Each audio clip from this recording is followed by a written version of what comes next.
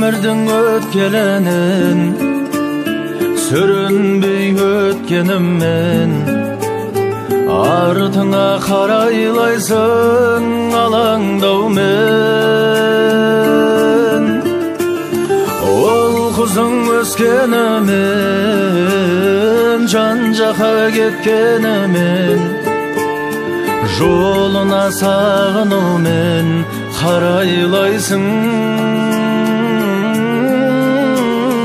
мейірімін төккен маған көңілің көктем маған мен үшін менің анам аяуланам